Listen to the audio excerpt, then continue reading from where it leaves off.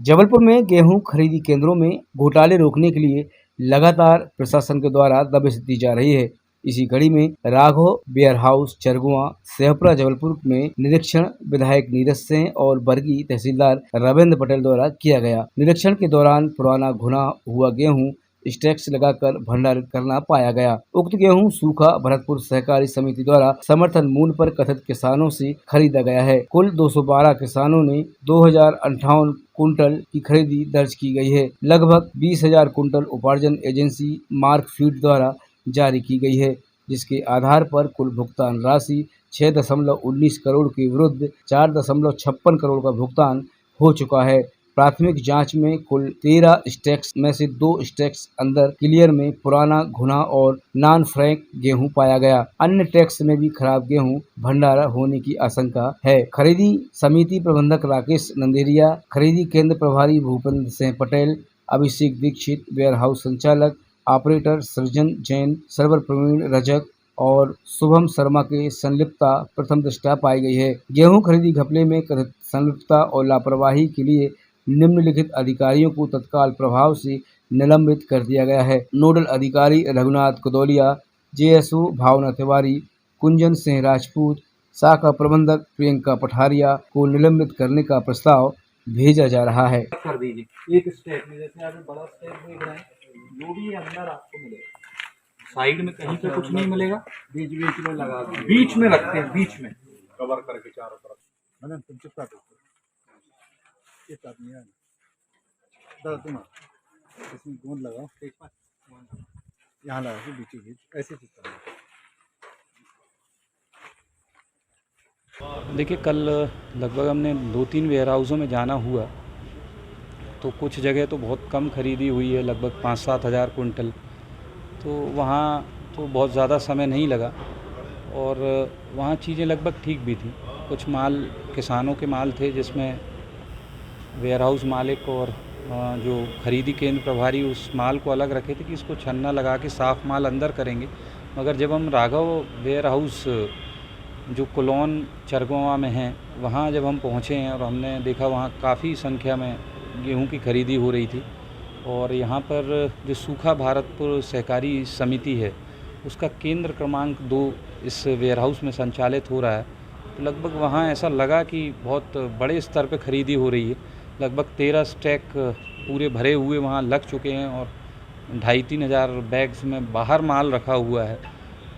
उन्होंने कुछ ख़राब माल को बाहर भी रखा हुआ था। यदि अधिकारी वहाँ जांच करने जाते भी थे तो उनको ये बताया जाता था कि ये ख़राब माल रखा हुआ है। और यदि वास्तव में पूछें कि इस वेयर हाउस की शिकायतें लगभग मेरे पास तो 20-25 दिनों से थी और मैंने समिति के लगभग नीचे के स्तर पे सभी कर्मचारियों को, ऑपरेटर से लेके उनके वेयर हाउस मालिक से लेके खरीदी केंद्र प्रभारी, इनको खबर भेजी थी कि आपके वेयर हाउसों की शिकायत है।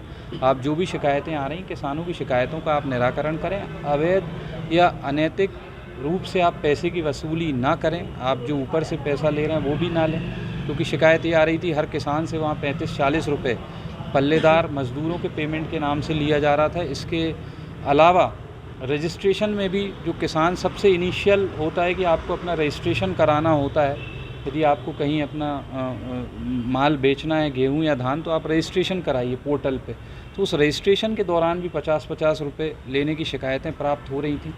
तो इस तरह की जब बातें हुई, इनको समय दिया गया, कोई कार्रवाई इनके स्तर पर नहीं की गई, तब फिर जाकर कल चेक करने पर प्रारंभिक रूप से कुछ भी वहाँ पर प्राप्त नहीं हुआ। आप जानते हैं 13 स्टैक को बाहर से जब आप चेक करते हैं, आप भी जाएंगे, कोई भी जाएगा, आपको ऐसा प्रतीत होगा कि सब कुछ अच्छा है। और कल भी वैसा ही हुआ लगभग कि बाहर से चारों तरफ से 13 स्टैक में चेक करने पे कुछ भी नहीं प्राप्त हुआ।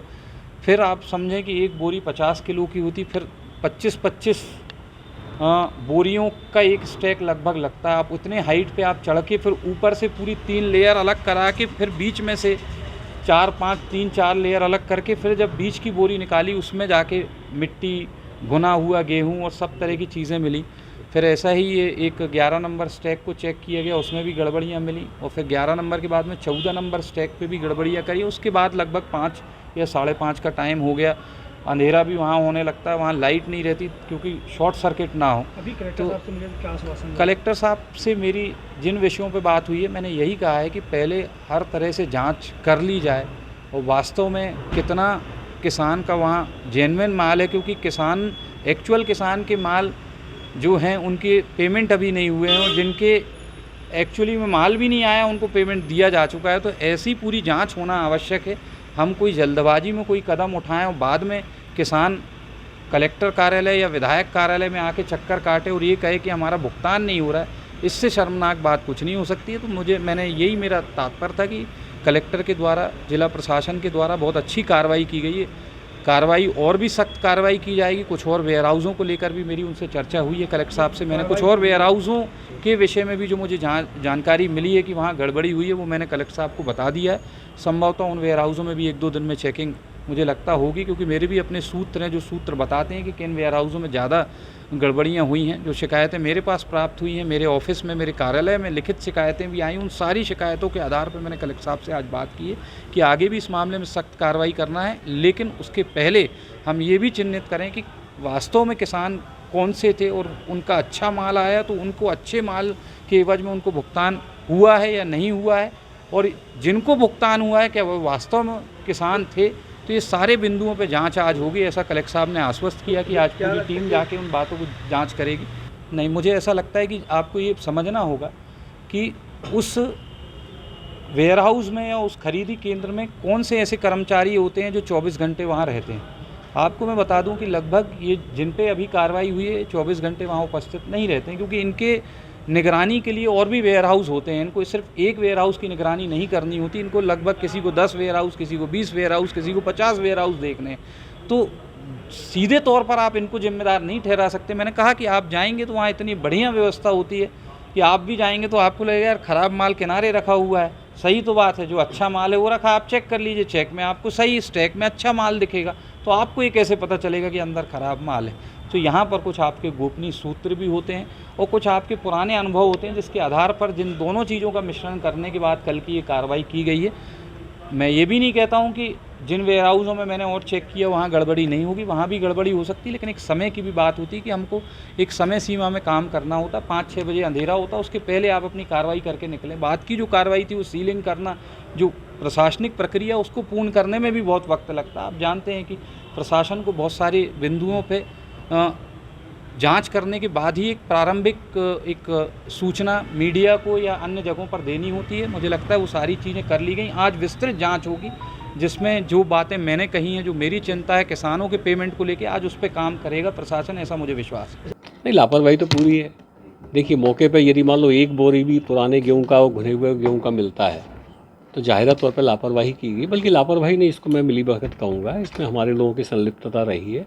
जो सोसाइटी के लोग हैं, वेयर हाउस का जो संचालक है, जो हमारे सर्वेयर हैं और जो समिति के प्रबंधक हैं, जो ऑपरेटर हैं, उन सब लोगों ने मिलकर जो है इस तरह का कृत्य किया है। मोटे तौर पे कल रात को जो चेकिंग हुई थी, जिसकी रिपोर्ट मेरे पास है अभी, कुल 13 स्टैक्स में से 2 स्टैक उन्होंने चेक किए थे, जिसमें बाहर की लेयर तो ठीक थी लेकिन अंदर की लेयर में ख़राब माल, भुना हुआ गेहूँ पड़ा हुआ था। उसकी वीडियो मैंने बुलाई थी, जो मैंने आप सब लोगों को प्रेषित भी की थी।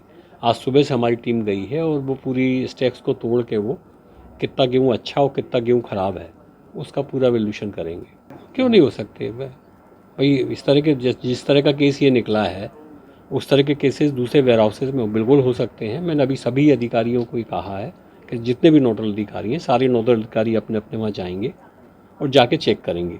बेसिक चीज़ आप इसको जो आपको समझ में आएगा वो ये कि जितनी बोरियाँ ख़राब हैं, इन सारी बोरियों पर टैग लगा होने, ताकि ये पता पड़ सके कि किस किसान का है। आप देख रहे होंगे शुरू से ही मैं इस बात को लेकर जोर देता रहा हूँ कि जब भी आप गेहूँ अपना बेचने जाएं, आप इस बात को तब तक वहाँ बने रहें जब तक कि आपकी बोरी में आपका टैग नहीं लग जाए। ये तो लगता है सर, पर्ची जो बनती है, अभी आप देखिए, पर्ची अलग है, टैग अलग है। जब बोरा सिलता है, बोरा सिलने में हर बोरे में एक टैग लगता है कि वो किस किसान का है। अब ये जितनी भुने हुए गेहूँ की और ख़राब पुराने माल की जितनी बोरियाँ निकली हैं, इन सारी बोरियों में किसी में भी टैग नहीं। और ये हमने सारे सरकारी अधिकारियों को कहा है कि भाई टैग लगाना अनिवार्य, ताकि उससे पहचान हो जाती ख़राब माल किसका है। तो अधिकारियों के खिलाफ क्या कार्रवाई की गई अभी तक? अभी 4 अधिकारियों को तो हमने सस्पेंड कर दिया। रिकवरी में होगी इनसे? नहीं, कौन से नाम उजागर होंगे? जो और अधिकारियों का नाम उजागर होने की तो कोई बात ही नहीं है। जो भी संबंधित अधिकारी थे सबको सस्पेंड कर दिया है।